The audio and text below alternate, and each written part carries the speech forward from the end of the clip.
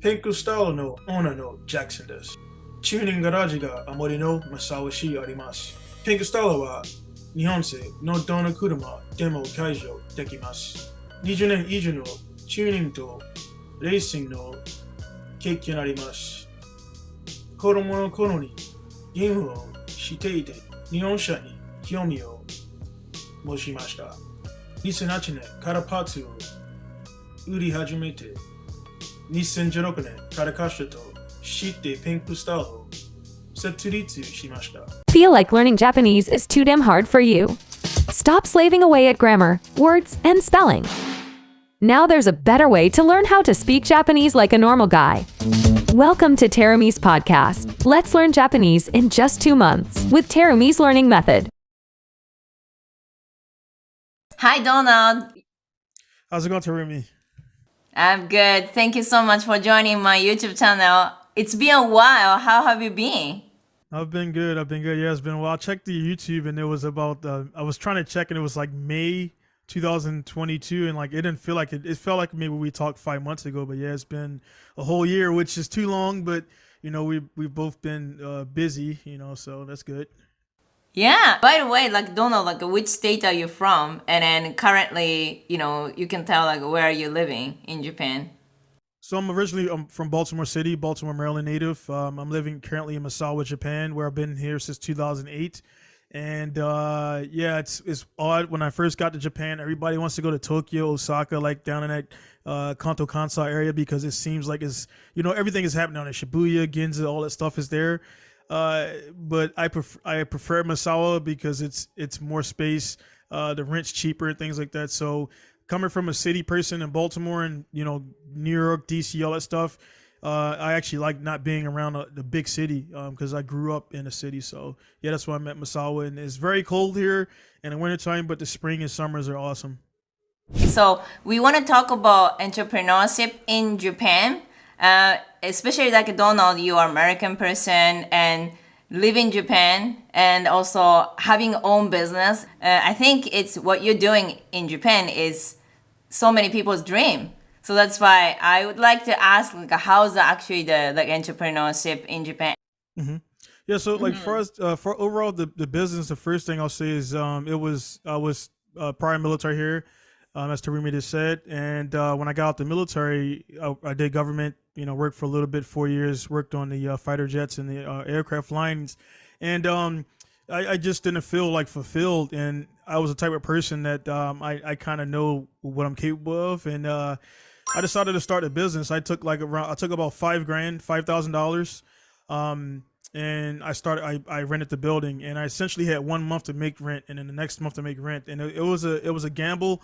But I knew my skills. I knew what I was capable of. And I also knew like my internal drive. So, being in Japan was one of my ultimate goals. I joined the military to kind of come here for a little bit, and it just worked out a lot better than I thought. And we never know what's going to happen when we move somewhere or start something new. So I think yeah, it's definitely it's risky, and there's some days when it's very stressful, but then you have a really good day, nice sun, nice weather, and it just feels good to take that risk and have a business.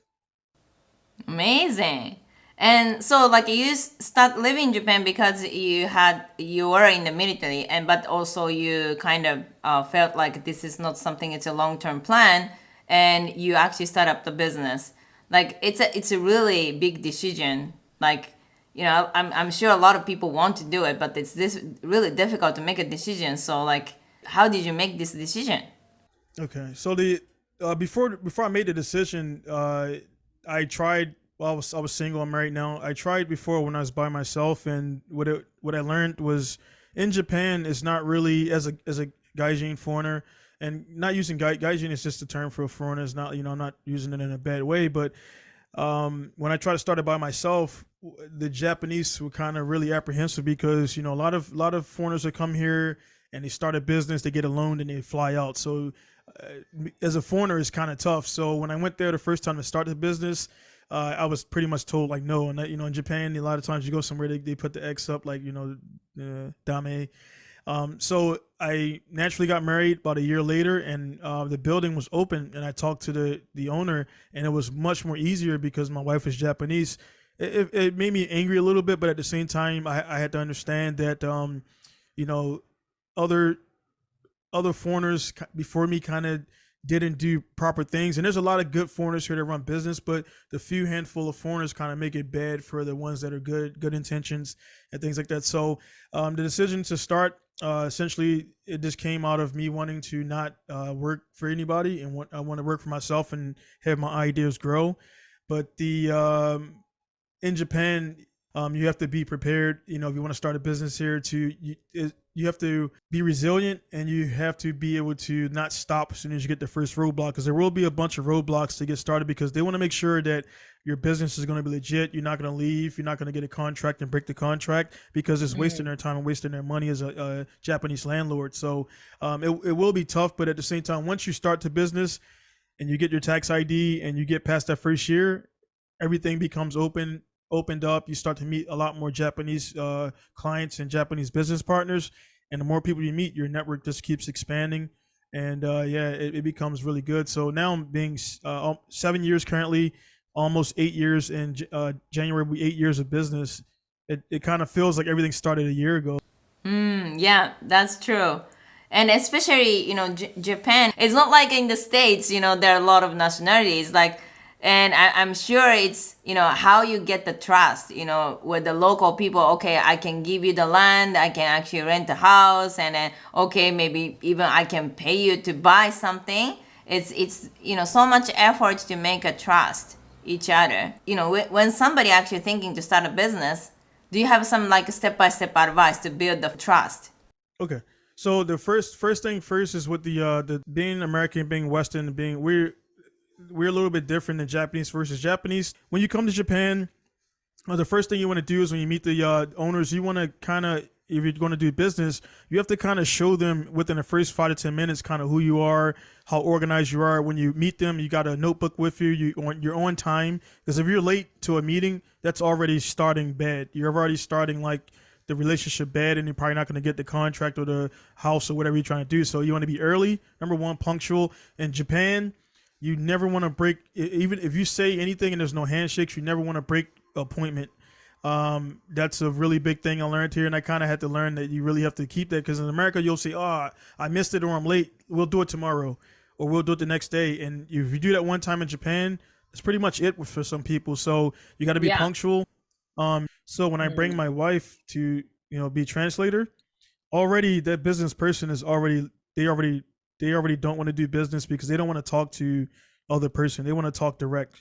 So if you're going to do business in Japan, you have to really study in your Japanese, and you have to find a system that's really fast. And again, promotion here, again, Japan Language Factory, I've talked to a lot of my friends who use it, and it cuts through all of the steps where you're going to sit there and study a book, because a book, you don't talk to a book when you speak, you're talking to a different person. So I was one of those people who thought I would get XYZ book and I would read it. And then my Japanese friends were saying hey, we don't speak like that. We don't talk like that. So when you speak to me like this, the book, I don't understand, because it's too formal or is not formal enough. So it's better to learn, I think, from an actual, say, the company that Tarimi runs. It's better to learn from a actual person, I believe. Thank you so much. I always say fluency is depending on your lifestyle or interest. So it's simple, actually. They don't need to look at the textbook. You just need to know what you want to talk about it. If you like car, and let's learn about the car in Japanese. It's just really simple. Yeah, I think so too. It's very, very simple. And when it's I think with anything in life, we always hear that people say, if you find a job or a career that goes along with your passion, it feels like when you go to work every day, it's fun. It doesn't feel like work, because you're doing something you enjoy. And that's, for me, I mean, the car stuff, fortunately I have a wife, so my wife can help me with a lot of things daily, but I should be able to do it by myself. And again, that's where, Japan Language Factory can come in and help you be able to succeed and survive by yourself. Exactly. So yeah, still you have so much growth, right? Because it's already, your business is going well. And if you speak Japanese fluently, your business is going to be 10 times bigger. Oh yeah, for sure. It's kind of crazy to get this far this quickly. All right, thank you so much. And so, like, lastly, you can actually tell us what exactly you're doing, and also now you have like your own product. So, can you tell me about your business right now? All right, so first, my shop is a performance shop, performance tuning. I am a professional drifter, racer here in Japan. I've been doing it for almost 20 years, over 20 years actually. My business is in segments, so my primary responsibility or primary deal is I fix and repair sports cars, GTR, Skyline, Supras, anything that's performance related. I make them faster, I make them more powerful, and things like that. Second is going to be shipping. Kurumalixo is going to be shipping, exporting from Japan to all over the world. And third, kind of is like parts. I do parts and things like that. So guys want to get parts and stuff, but my business is really consumed, so I don't spend a lot of time getting parts. Then after that, like, so one thing again, like Tarumi said, like, parts, products, things like that. So I just launched my own shoes. So I have my own shoe line, which they're flashy and things like that, just like Pinku style. Like I could get a regular basic shoe and have things. So the first launch shoes are very vivid.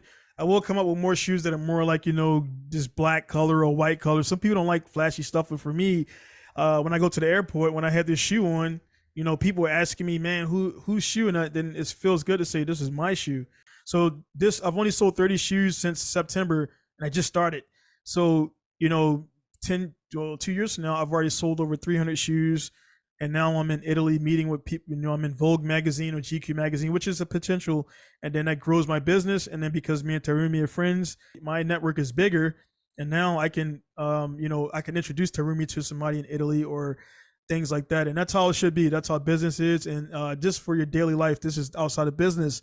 You should definitely be around people who are positive and people who are going up, because if you're around like you have negative friends or they're always getting in trouble, they're going to pull you down. So your success is not going to be there. So you will feel lonely sometimes, because only people like me, Tarumi, and my other business partners understand how hard life is with the business. Because outside looking in, some people think, oh, we're lucky and we have like show money and everything else, and life is good, and you're in different places, but it takes a long time to get there. So are you expat live in Japan? You started living in Japan, you're super excited to communicate with locals. You can enjoy traveling, meeting people, and now you start using this textbook and you feel like, wow, that's so many. Elementary school textbook, another elementary school textbook, and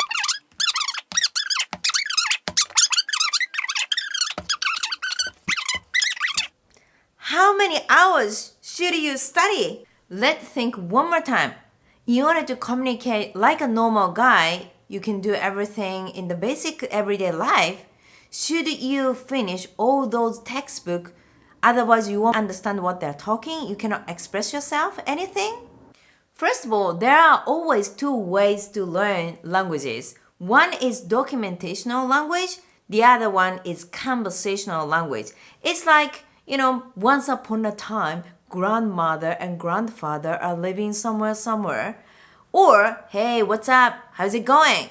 Which is conversational. What is the most effective way to learn how to speak Japanese? Textbooks can't talk to you, so you cannot improve your listening skill and pronunciation, how to communicate. So why Japanese children can speak Japanese so quickly? Because they are learning conversational Japanese. The good news is, in Japan Language Factory, we have a specific learning structure to improve your conversational Japanese. So you can join the conversation, you can understand what they're talking, you can respond quickly, and express what you are thinking. If you want to be able to speak Japanese as soon as possible, join our free consultation to figure out what is the fastest way to start speaking Japanese.